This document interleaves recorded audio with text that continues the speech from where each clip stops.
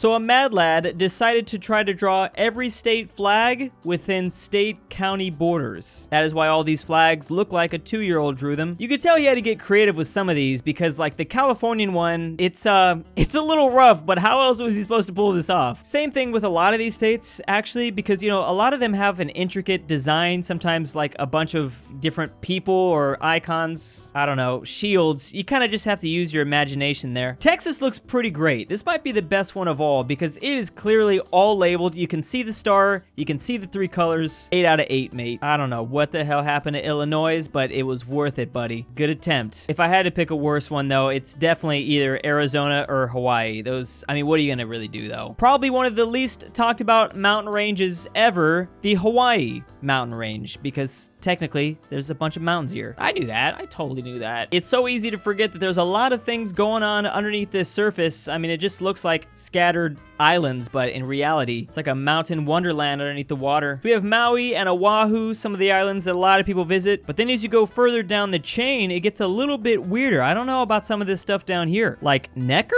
Whose brilliant idea was it to name it that? French frigates. I don't know what that word is. Did a French frigate run into this island 200 years ago or something? It's the largest atoll in the northwestern Hawaiian Islands. This French explorer apparently lost 2 frigates there once. Imagine if we named the iceberg that sunk the Titanic. Then as we approach some of the outer edges of the Hawaiian mountain chain, we start to get to a lot of islands that I think a lot of people have never heard of, except for one. Everyone knows Midway, because we're a bunch of WW2 weebs here. It's actually kind of crazy just how large this area is. I always forget about all of these islands out here. I just think about Hawaii itself and that's about it. It takes a certain map for you to really visualize how far out it goes. Now we have to study this Emperor Seamount chain. Comparison of the most and least densely populated European country, excluding Monaco and the Vatican City. We have Malta versus Iceland. Those were the last 2 countries probably to have come to my mind when you compare the most and least densely populated in Europe. I don't know why. I think Luxembourg would be more densely populated. So Malta has a population just under 500,000 and it's just chilling there in the Mediterranean. While Iceland, it is thick, but it only has 330,000. And maybe that's because there's a giant volcano. There's some people that, you know, are a little worried about that. They don't want to live there. So if Iceland were to become as densely populated as Malta, we'd be able to fit like 10 million people on there, huh? The problem with that would be that 65% of the 300,000 people that live in Iceland live only here. There's not a whole lot of places to live on this island, I guess. I mean, what are the chances of Pompeii happening again? We could probably fit like another 1 million people right next to some lava. This is the same concept, but on a much bigger scale, comparing Russia, about 150 million population, to Bangladesh, over 150 million in that small little area. But you know, it's kind of hard to fit a bunch of people inside of a barren wasteland unless you throw them in gulag, so I guess it's understandable. My personal favorite example of all this is usually that Best Korea has just barely more population than the entire continent of Australia. If only they won that war against the emus, they'd have at least double that. Aircraft marshalling signals. I always thought these people were paid to just be at the airport acting like it's a big old rave. People like touch down for the first time and they see this man just like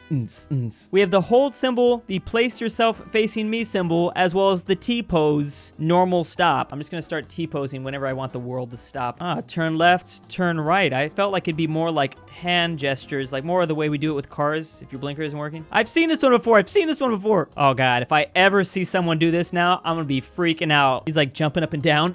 They got their own like sign language here. There's so many different things that they have, I guess, which is good. Gotta play it safe. I don't even know what chalks are. A Tour de France without actually leaving Paris. Now this is a Tour de France I'd like to do. Doesn't seem that bad, but just in case, I'll go ahead and juice before the event. I don't think they'll catch me. A NASA photo showing the Iberian Peninsula and Morocco. Looking at it from this top-down view, it looks so easy to dam. Like, why don't we just throw a dam right there and see what happens? Drain that Mediterranean. I didn't realize that most of Morocco was really luscious and green. They never portray this place like that in any of the movies. They always portray it just like this, like on the outer edges. But this mountain range, I guess, keeps everything nice and wet over here. The scientific term for that is rainbow shadow. Wind comes up, rain clouds happen, but then they just go back. That's this side's all dry. It's one of those things that just make me mad. They don't make things like they used to. This globe was from 1986, and when you like turned on something, it would show you the states or counties of countries. Even with Brazil, they even did.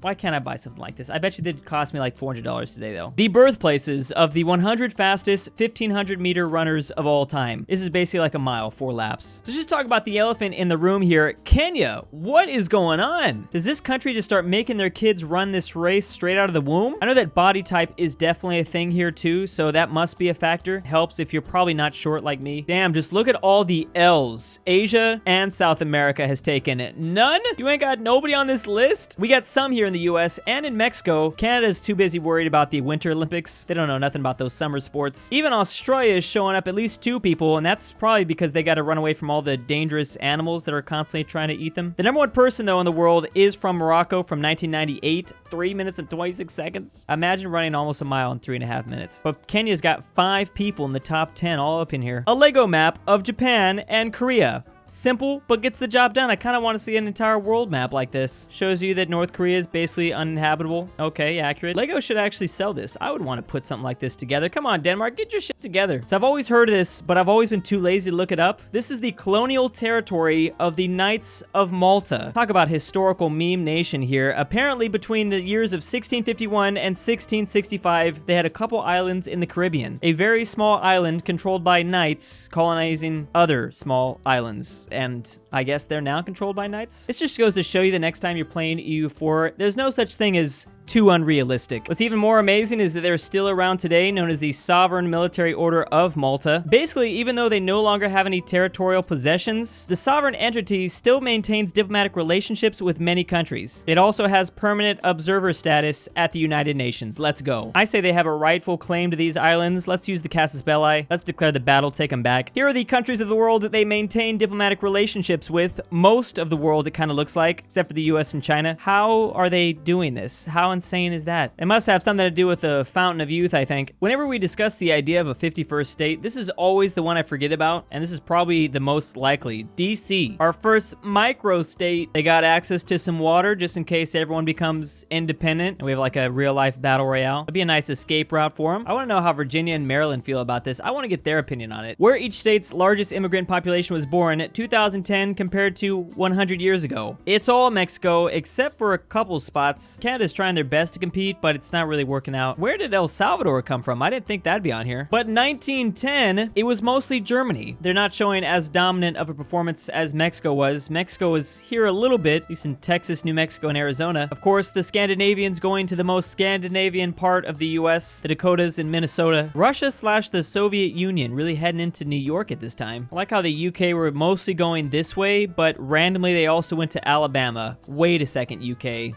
This makes me question a lot of things. What's going on over there? The United States partitioned by the closest national park. These look like some fun borders. It's like a mirrored world. Now we have all the micro-states on the West Coast. I'm assuming this is just because this area of the US has just been so developed over the last couple centuries that you can't really fit a lot of natural parks in there. Natural / national. And then once Teddy Roosevelt came in there, he was just like, bam, park. Pretty easy to make all this park since like nobody lived there. The hell, I'd be living in the Channel Islands National Park. I forgot. I didn't know you can have island national parks, to be honest. Difference between scorpions, how to tell between the highly venomous and the mildly venomous. I don't really want to tell the difference. I'm just gonna stay away from scorpions, honestly. So if they have small pincers, they're actually more highly venomous. I guess that makes sense. If they're smaller, they're gonna need to pack more of a punch. If they're bigger, they can muscle their way through to any predators that want to eat them. Thick tail.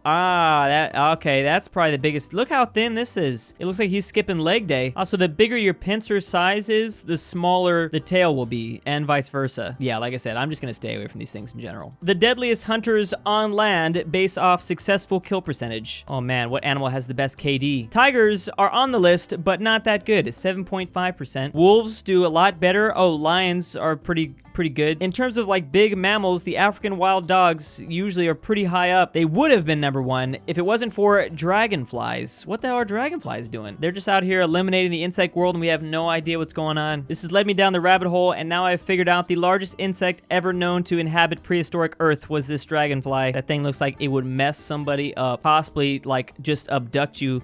Oh! It's got to be like their movement, right? And the way they can fly and maneuver. Maybe that's why they're so good at hunting. Visualizing slices of the world. I've seen this before, but it's just shown in different ways. There's a lot more mountainous area than... Whoa, look how huge Antarctica is. Oh, that's something I was just looking up today. This is probably like known to a lot of people, but I had no idea Antarctica gets to negative 70 degrees Fahrenheit. You can only survive out there for 2 to 5 minutes. Random, I know, but that just scared the crap out of me. How big is the African economy compared to other countries of the world? If you were to put all of the countries in the continent of Africa together, it would be about the 8th largest. Most of that being produced by Egypt, South Africa, and Nigeria. And Africa is currently made up of 50 countries, most of them pretty poor compared to the rest of the world. That African Union proposal that they've been thinking about doesn't sound like too bad of an idea. Especially if these countries can like all work together, help out some of the smaller ones. Diagram to show you different bug bites. To be aware, summer is coming up. Spider bite, pretty much the only thing I have to worry about. I got like spiders all over the place. Luckily, mosquitoes just look like they plant a little orb inside you. Not too bad. You gotta worry about those ticks though. This is my biggest fear. You don't want ticks on you. Those things would mess you up too. Oh, bug beds. Ugh. And then a bee? That's what a bee does? Luckily, I've never been stung by a bee. I thought it was way worse than that, though. Damn, I could have really used this diagram before I made, like, dozens of videos about planets and stuff. The life cycles of a star. We have first interstellar clouds. That's how, like, solar systems form, too, right? Just cloud, dust, and they slowly compact together. Well, this is a star, so all you need is a couple of planets, and then that would be a solar system. It's simple enough ingredient. Then we have protostars. What is that? It just has light. Light forming around the darkness. So after a low mass gets old, it's going to turn into a red giant. Then it becomes a planetary nebulous, and then eventually a white dwarf. The high mass turn into hypergiants, and then they explode into supernovas. That's exciting. Isn't that what our sun's gonna do? And from the supernovas, they either become a neutron star or a black hole. Both seem like not good options for at least human beings, at least. Where the most popular fictional characters are from in every state. Why did I not know Rambo was from Arizona? He doesn't seem very Arizonan to me. I just watched that movie too. Napoleon Dynamite, he's pretty much the only thing I know about Idaho. Ace Ventura, I remember that movie. He was helping out the Miami Dolphins, so that makes sense. Forrest Gump, another great thing for Alabama. Wait, the Wizard of Oz is from Nebraska and Dorothy is from Kansas? What? I don't remember that. Why is Beetlejuice on this thing? I haven't seen movies in a while, so maybe that's why I'm like, this is going all over my head. As always, big thanks to the patrons. I'm About a Nut, Zeffi, Thiccboi 3000, the Glen Council, BallinLikeStalin, Stormtrooper 501, Scotty from Marketing, Patrick C, Palantino 1013, Manny 74, Mac, M203 BrushEm, LuxembourgLover, FusionWolf, EpiNick, Elijah Senpai, Dalton D, AryanAfterHours, Anikyte, and Aaron F.